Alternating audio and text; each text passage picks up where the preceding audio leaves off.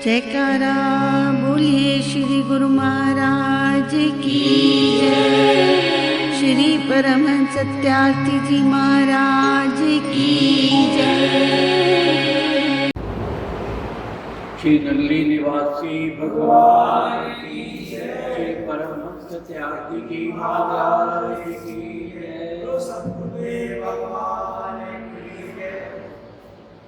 सतगुरुदेव भगवान के प्यारे बच्चों, आज एक बच्चे ने प्रश्न भेजा है। प्रश्न तो अजीब सा, उसका कहना ये है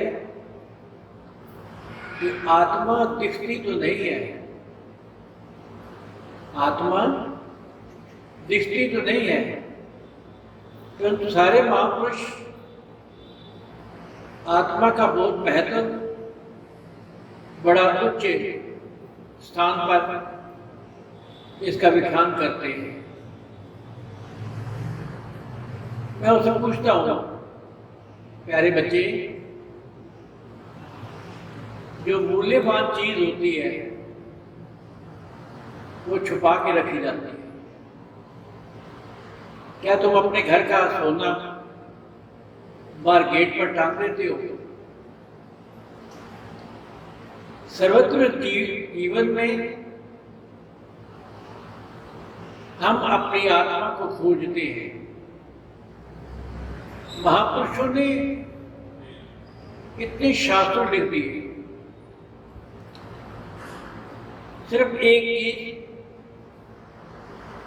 कि हम परमात्मा को जानने से पहले आत्मा को जाने। ये मैं मानता हूं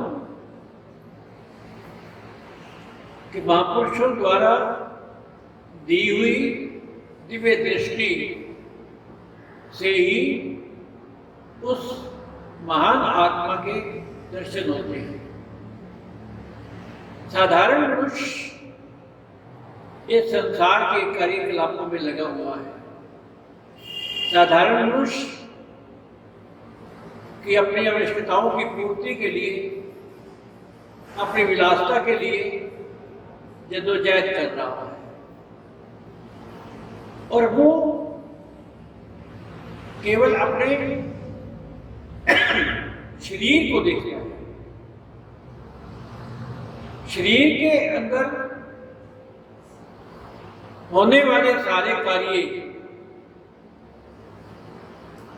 शायद कोई भी देखता हो, कोई नहीं देखता।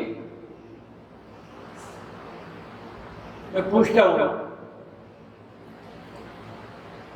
अगर कोई कहे मेरा मन कर रहा है आज ये चीज खाने के लिए, अरे बाबा, अपना मन हथेली पे रख कर दिखा सकते हो? जिसने तुम्हें कहा कि मैंने ये चीज खानी है, तुम्हें भूख लगती है, क्या तुम दिखा सकते हो कि भूख क्या, कहां से लगती है, कैसे लगती है? ये खोल है ऊपर का, ये शरीर ऊपर का ढांचा है। इसके अंदर क्या हो रहा है? हम खाना खाते हैं, खाना खाने के बाद अंदर क्या क्या मशीनरी क्या क्या करती है? खाना कहाँ जाता है, कैसे पचता है, कैसे होता है, कोई नहीं जानता। जितनी भी हमारे शरीर के अंदर शक्तियां हैं, देखने की शक्ति है, ये हम हाथ उठा रहे हैं इसकी शक्ति है, चल रहे हैं शक्ति है, सोच रहे हैं शक्ति है, सर्वत्र शक्ति है। और सारी की सारी शक्तियां, कोई तो ऐसी पावर होगी, कोई तो ऐसी शक्ति होगी जो इन सर्वत्र कार्यकलापों को जानती होगी,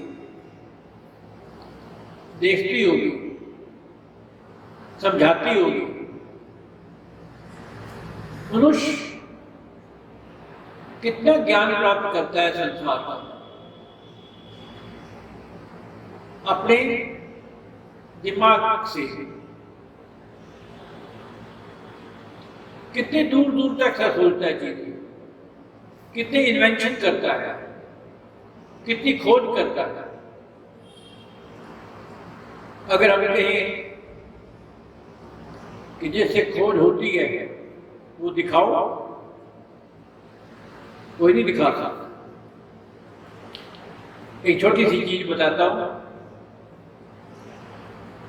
मेरी एक दफा मेरी खुद की हॉस्पिटल में एंजियोग्राफी हुई, हार्ट की होती है। पहला केस, डॉक्टर दोनों खड़े हुए, टीवी लगा हुआ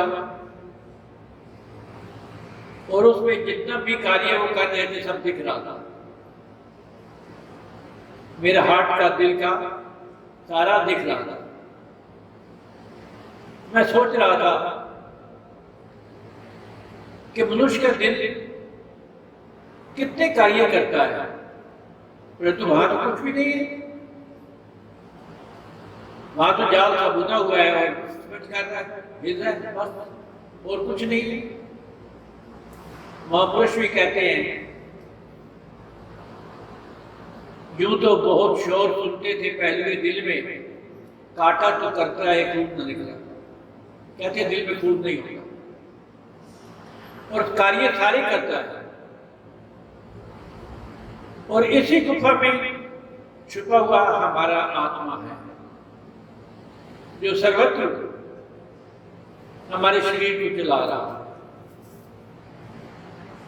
परंतु आम मनुष्य कार्यों में लगा हुआ नहीं समझ सकता जब तक महापुरुष की मेहर ना हो जाए, सदगुरुदेव भगवान की मेहर ना हो जाए।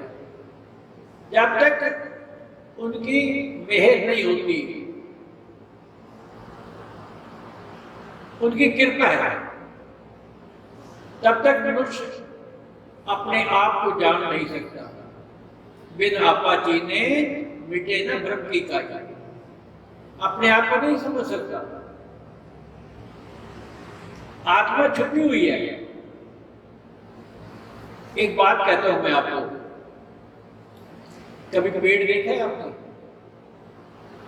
आम का पेड़ ले लो, सेब का पेड़ ले लो, कोई भी पेड़ ले लो, कितना खूबसूरत दिखता है। फल लगा हुआ है, पत्ते हरे हरे पत्ते हैं, हवा चलती है, झूमता है, बारिश होती है, पानी आता है। परंतु उसकी सारी जान प्राण कहां पर है? उसके प्राण कहां पर है? प्राण है उसकी जड़ें, प्राण है उसकी जड़ें। जब तक उसकी जड़ें महफूज हैं, तब तक वो पेड़ हरा भरा रहेगा। उसकी जड़ों को काट लो, पेड़ सूख जाएगा। दिखता नहीं है हमें, पेड़ दिखता नहीं है। एक बच्चा गया माली के पास, कहने लगे मुझे एक पौधा दे दे। पौधा दे दिया। कहते इसमें पानी डालते रहना, खाद डालते रहना, ये बड़ा हो जाएगा। उन्हें इंची टेप लेके माप लिया, 1 फुट का। घर आया, लगा दिया।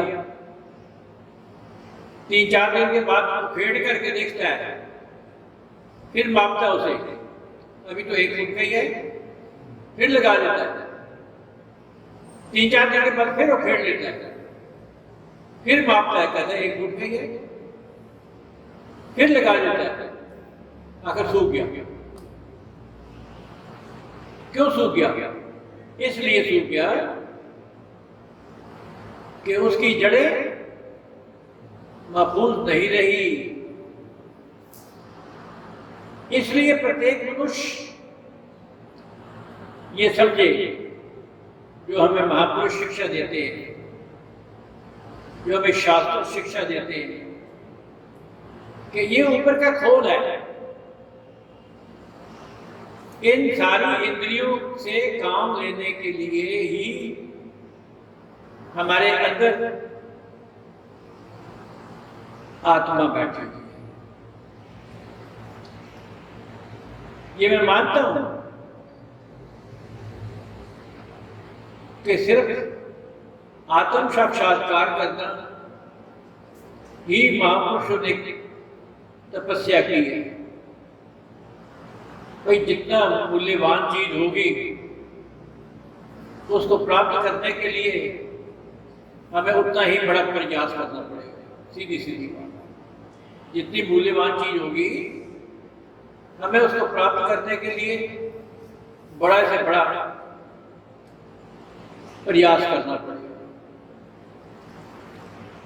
महापुरुषों ने इसका खोज की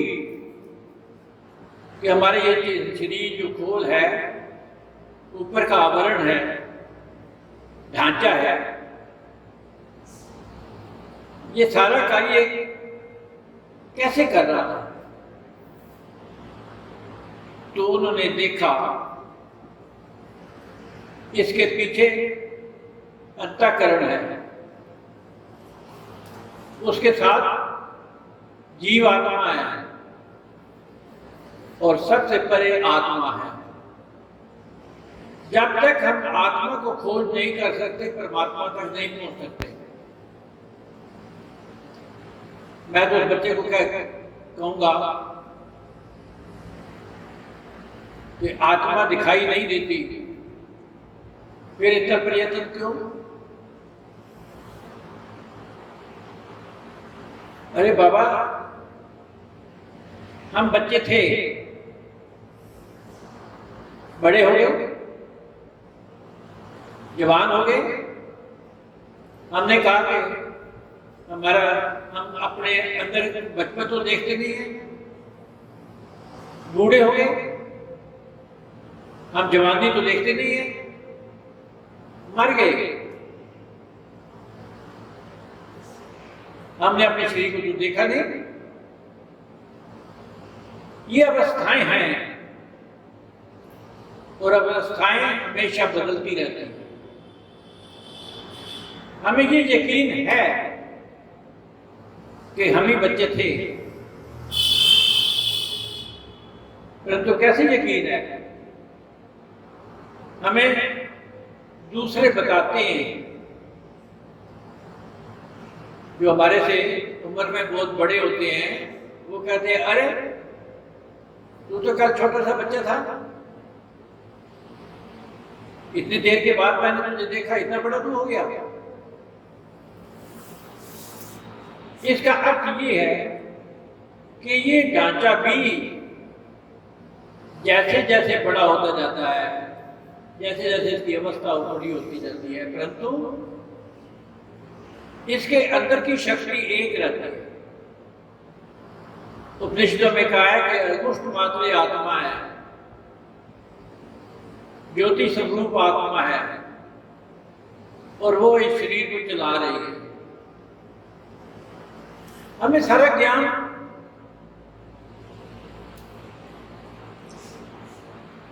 सारा कुछ सारा ये इस ढांचे की जड़ें है। भागवत गीता में भी कहा है ना कि मनुष्य उल्टा वृक्ष है, जड़ें ऊपर है, शाखाएं नीचे है। पेड़ की जड़ें नीचे होती हैं, शाखाएं ऊपर होती हैं। पेड़ भोजन करता है जड़ों के द्वारा, मनुष्य भोजन करता है ऊपर से, और जानवर भोजन करता है पैदल बराबर से, ऐसे चलता है। इसलिए आत्मा दिखती नहीं है, मैं ये समझता हूँ, जानता हूँ। परंतु अगर महापुरुषों का कहना माना जाए, अगर महापुरुषों के बताए हुए रास्ते पर चलना शुरू कर दे आदमी, तो आत्मा प्रत्यक्ष दिखती है। उपनिषदों में इसके बारे में जो शब्द आया, पश्यंती शब्द आया है, अनुभवंती नहीं आया, पश्यंती शब्द आया है, अर्थात इसको साक्षात देखा जाता है। इसलिए प्यारे बच्चे, जिसने प्रश्न किया है, क्योंकि आत्मा ही इस संपूर्ण शरीर को चलाने वाली है, इस सारे ढांचे को चलाने वाली है, और जिस दिन आत्मा इसमें से चली गई, ढांचा खराब हो गया, खत्म हो गया, पूरे का पूरा खोल, मशीनरी खत्म हो गई। अगर करंट चला जाए, लाइट चली गई, मैं एक फैक्ट्री में गया, बहुत बड़ी फैक्ट्री बंद पड़ी हुई, बंद क्यों है? आज लाइट चली गई 2 घंटे के लिए, लाइट चली गई, इतनी बड़ी मशीनरी बंद हो गई, खत्म हो गई। यही हालत होती है अगर हमारे अंदर की आत्मा नहीं रही, तो ये खोल ढांचा भी खत्म हो गया। इसको जानने के लिए महापुरुषों ने तपस्या की, और जिन्होंने इसको जान लिया, उन्होंने ये भी जान लिया कि शरीर का वास्तव में कोई अर्थ नहीं है। शरीर सिर्फ उस आत्मा का एक कवर है और कुछ नहीं है। सिकंदर आजम हिंदुस्तान में आए, उनके गुरुदेव रस्तु ने कहा,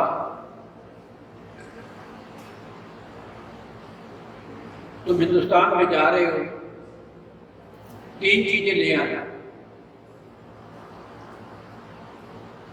एक गंगा जल, दूसरा भागवत गीता, और तीसरा सन्यासी। वहां का महापुरुष सन्यासी सिकंदर आजम आए। जब वापस जाने लगे, गंगा जल तो ले लिया, क्योंकि वो प्रत्यक्ष था। भागवत गीता भी ले ली, वो भी प्रत्यक्ष था। परंतु गंगा जल के अंदर जो गुण होते हैं वो नहीं ले पाया। जो भागवत गीता का उपदेश है वो नहीं ले पाया। गीता का हम पुस्तक तो ले सकते हैं, पर पुस्तक के अंदर का जो ज्ञान है उसको लेने के लिए हमें प्रयास चाहिए, हमें किसी महापुरुष का उपदेश चाहिए, किसी महापुरुष की शरण चाहिए। भगवान कृष्ण ने अगर अर्जुन को उपदेश दिया तो मानव जाति के लिए उपदेश दिया, कर्म, भक्ति, ज्ञान, विज्ञान, और आखिर में जाकर के उन्होंने यही कहा कि मनुष्य जो कुछ करने वाली है ये आत्मा ही है, और तो उसे पहचाना। तीसरी वस्तु सन्यासी। सन्यासी को नहीं ढूंढ पाया। जिस गांव में था उसने पूछा, यहाँ कोई सन्यासी है? कहते क्यों? उसे यूनान ले जाना है। सब हंसने लग पड़े, तूने अभी सन्यासी से मिला नहीं है, ये उसकी मर्जी है, जाए ना जाए। वो कहने लगा ऐसे कैसे हो सकता है? मैं महान सिकंदर सिपाही भेजे, आखिर नदी के किनारे एक सन्यासी बैठा हुआ, सिपाहियों ने जाके कहा, हमारा महान सिकंदर तुम्हें अपने देश में ले जाना चाहता है। सन्यासी हंसने लग पड़ा, कहते महान है? कहते हाँ। कहता है जिससे जो छोटा होता है वही महान बनने की कोशिश करता है, इसलिए पागलो जाओ उसको जाके कह दो, सिकंदर को कह दो मैं नहीं जाऊंगा, यहां से सन्यासी नहीं जाएंगे। सिकंदर आजम खुद आया, उसने कहा मैंने आपको यूनान ले जाता है। कहते हम किसी की आज्ञा नहीं मानते। मैंने तलवार निकाल ली, मैं गर्दन उड़ा लूंगा। सन्यासी हंसने लग पड़ा, कहते गर्दन तो मैंने पहले ही गुरुदेव को दे दी है। गर्दन तो मैंने अपने सदगुरुदेव को पहले ही दे दी है। ये ऊपर के ढांचे का ज्ञान लेकर के ही हम सन्यासी बने हैं कि इसमें कुछ नहीं है। सर्वत्र आत्मा ही आत्मा है और कोई नहीं है, और उसको तू ले नहीं सकता। सारांश में सिकंदर को ज्ञान हो गया, जिस चीज के लिए मैं इतना कुछ कर रहा हूं सिर्फ अपने शरीर के लिए, मैंने आत्मा के लिए तो कुछ भी नहीं किया। तो इसलिए सारांश में कहता हूं, ये मैं मानता हूं साधारण व्यक्ति के लिए, संसारिक व्यक्ति के लिए आत्मा दिखती नहीं है, परंतु आत्मा महान है। आत्मा का कोई मूल्य नहीं है, और आत्मा जिसने उसको पहचान लिया, जिसने उसको जान लिया, उसकी जुबान बंद हो गई, वो कुछ नहीं कह पाएगा।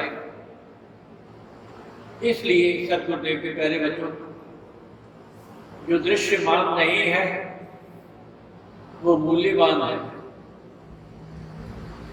शरीर एक खोल है, उसके अंदर आत्मा है जो सारे संपूर्ण शरीर को चलाने वाली है। जिसने ये ज्ञान प्राप्त कर लिया, वास्तव में वो सच्चा धर्म प्रेमी है, सच्चा सदगुरुदेव भगवान जी के श्री चरणों की सेवा करने वाला है और सच्चा ज्ञानी है। इसलिए ऊपर के शरीर का ज्ञान तो किसी को हो ही नहीं सकता। बीमारी पहले होती है, इलाज बाद में निकलता है।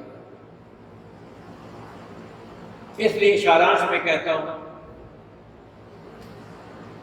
साधना करो, सदगुरुदेव भगवान जी के बताए हुए मार्ग पर चलो, ताकि आप इस शरीर को चलाने वाली शक्ति आत्मा को अच्छी भांति पहचान सको, देख सको। इसी में आपकी भलाई है। हरिओम तत्त, हरिओम तत्त।